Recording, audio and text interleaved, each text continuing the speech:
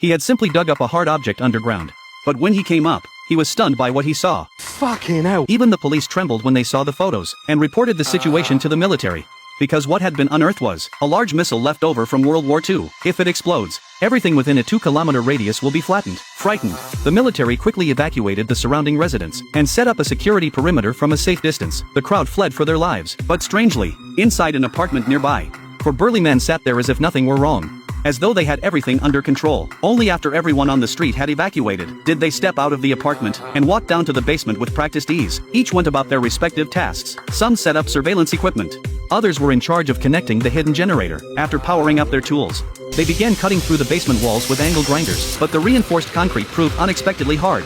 So they had to cut their way in bit by bit. They then assigned a teammate to stand watch outside. Meanwhile, the military had begun dismantling a large missile. Suddenly, they made a terrifying discovery. Something inside the bomb seemed to be pulsating. This instantly terrified the military, as it meant the missile could explode at any moment. They had no choice but to quickly erect a protective barrier before proceeding with a controlled detonation. But this would take at least several hours. Meanwhile, the team in the basement had broken through the concrete and were now working on the steel plates of the next level. Just as both sides were racing against the clock, a rookie bomb disposal technician suddenly noticed something amiss. Certain parts of the missile were unusually smooth. Not at all like something freshly dug up from underground. A veteran explained it might have been scraped by an excavator.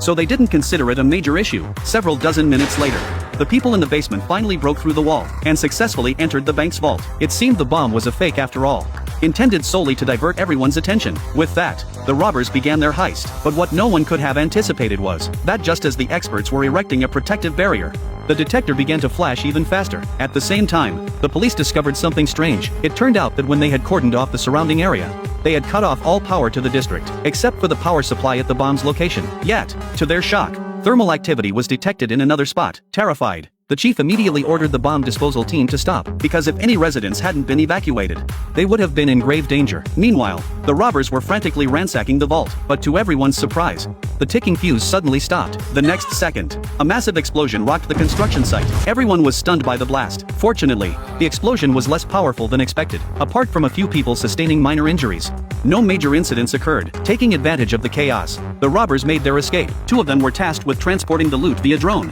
while the other two went to retrieve a vehicle. It wasn't until the drone appeared above the bank that the police realized something was amiss. It was clear that someone was robbing the bank's vault. So, to save their lives, the two robbers quickly fled to an underground parking garage. Ultimately, relying on their familiarity with the terrain, they successfully escaped to the underside of a large bridge. Not only did they swap out the car's license plates, but they also washed off the vehicle's markings. Finally, they safely made their way onto the highway heading home. A few hours later, the four arrived in a suburban area. They laid out all the loot they had stolen, planning to split the spoils and then go their separate ways. Unexpectedly, just then, a group of masked men suddenly burst in.